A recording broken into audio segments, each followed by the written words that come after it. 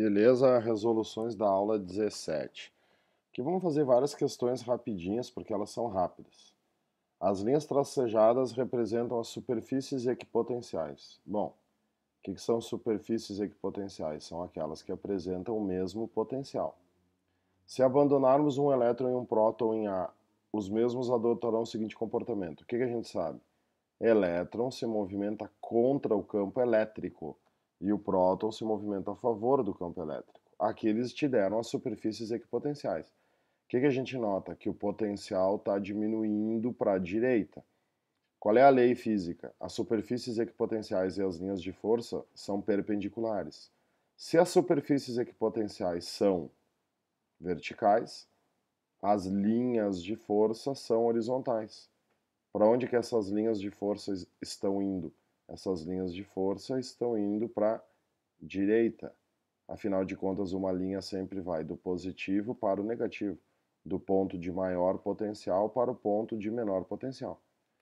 Bom, agora tu vai largar um elétron e um próton. Se tu largar o elétron aqui, o que nós sabemos? O elétron se movimenta contra o campo elétrico, ele vai para a carga positiva. Então, uma força elétrica vai atuar no elétron, puxando ele para a esquerda. E o próton se movimenta a favor do campo, então uma força elétrica vai puxar o próton a favor do campo para a direita. Então, primeiro ele falou em elétron e próton. Então, elétron, o primeiro se movimentará para a esquerda e o segundo para a direita. Cuida para não te atrapalhar nos respectivamente. Numa superfície equipotencial, essa é bem simples também, né? Numa superfície equipotencial, o potencial é constante. A número 3. A figura mostra aqui equipotenciais e aí uma carga de 0,02 coulombs vai ser deslocada do A para o B. Para que serve esse tipo de exercício, exercício modelo? Para entender que o trabalho não depende da trajetória seguida. Ah, a carga subiu, desceu, depois voltou. Não interessa. Trabalho em eletricidade é a carga vezes a diferença de potencial que ela foi submetida. Quanto é que vale a carga que foi transportada? 0,02. Quanto é que vale a diferença de potencial aqui? Cuidado, se tu sai do A e vai para o B, é VA menos VB. Essa equação pode ser invertida, tá? Se fosse do B para o A, seria VB menos VA. Cuida que essa equação não é fixa, tá? Porque é daí que vem o sinal do trabalho. Então, o que a gente vai ter aqui? O VA vale 2, menos o VB que vale, ponto B aqui, menos 2. Então, menos 2, ó. Cuidado. Por isso que a diferença de potencial é positiva. 0,02 vezes 4, que vai dar aqui, teremos 0,08 joules. Né? Letra E. Vou limpar. Limpar, eu falei. Vamos adiante aqui. Bom, o que acontece agora? Percorrendo uma linha de força no seu sentido, o potencial elétrico ao longo dos seus pontos aumenta. Desenhe uma linha de força. Se a linha de força estiver para a direita, o que a gente já viu? A linha de força sempre vai do positivo para o negativo.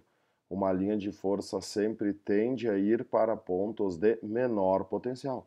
Então, o potencial ao longo dos seus pontos aumenta. Não, ele não aumenta, ele diminui. A 1 está fora. A 2. As linhas de força são paralelas às equipotenciais. Não, são perpendiculares.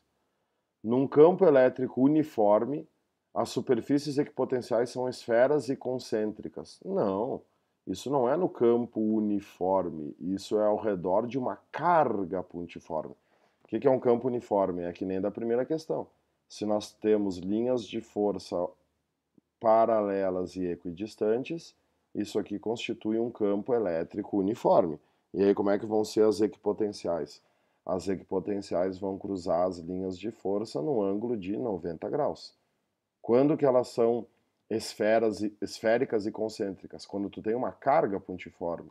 Por exemplo, você tem uma carga positiva, as linhas de força são de afastamento. Por convenção, né, pessoal? Qual é a convenção? Cargas positivas, a linha de força é baseada na trajetória de uma carga de prova positiva. Como é que vão ser as superfícies equipotenciais aqui? As superfícies equipotenciais aqui vão ser esferas e concêntricas, né? Porque são pontos que possuem o mesmo potencial. Então, nenhuma. Está tudo errado. A diferença de potencial entre dois pontos A e B é 10 na 6 volts. Qual o trabalho da força para levar uma carga de 2 de A para B? Bom, aqui é só aplicar a fórmula. Trabalho é Q vezes a diferença de potencial. A carga vale 2 microcoulombs. Então, 2 vezes 10 na menos 6. Tem que saber de cor o valor do prefixo.